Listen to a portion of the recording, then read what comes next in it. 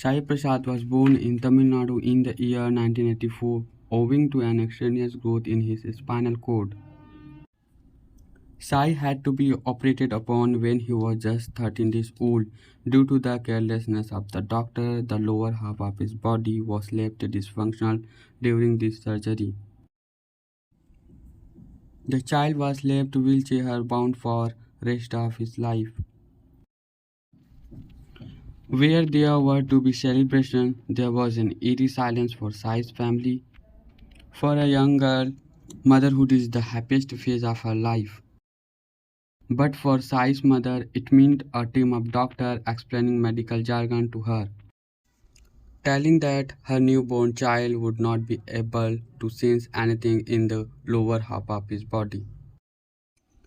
As if this was not enough, everyone around her tried to discourage her about the future of such a child and the futility of raising him. But come with me, Sai's parents were determined to bring up their child as any other parent would. He firmly resolved not to be bothered by the attitude of the society and instead decided to move to Hyderabad, a new place where no one knew them and where they did not have to deal with the sympathy and pity. From day one, Sai's father wanted to keep away from the shadow of people who pitied him. He sincerely felt that there were some problems which could not have been solved collectively.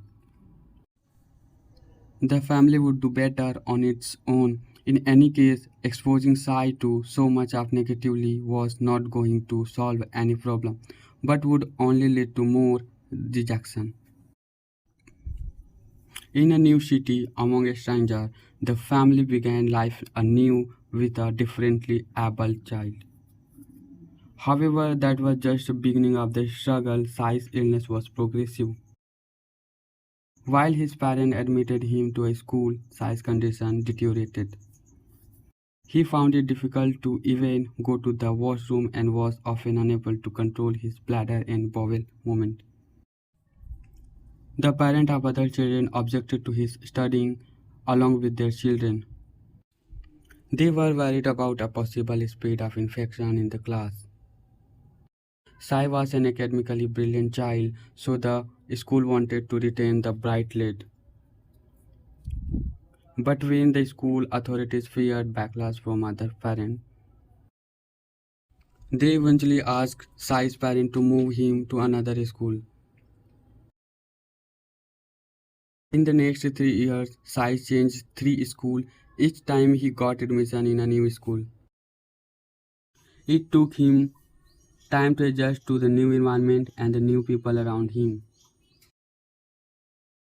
But soon the same old pattern of the other parents' complaint would emerge, and by the end of every year, the school would drop Sai off the student list. In all those years, family support was extremely important.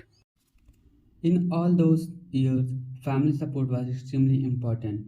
Amidst changing school and adjusting to new environments, the only constant things for the child was his parents' undying and selfless love.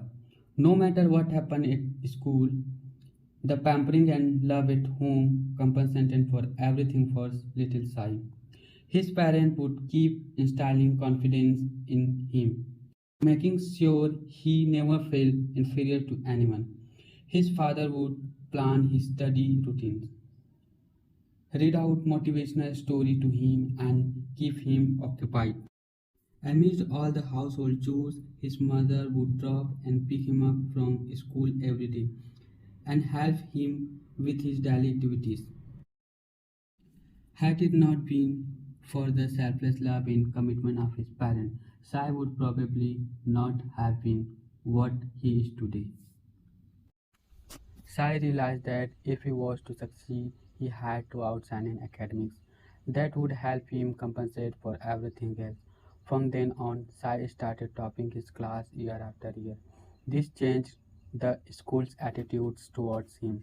It did not want to let go of a topper student. No longer did Sai need to change schools. Sai to resolve to care less for what the world thought of him. He started sitting separately in the class and focusing just on his books and studies. As I started getting excellent grades, other students started befriending him. For the first time, his batchmates started recognizing him for the capability rather than his disability.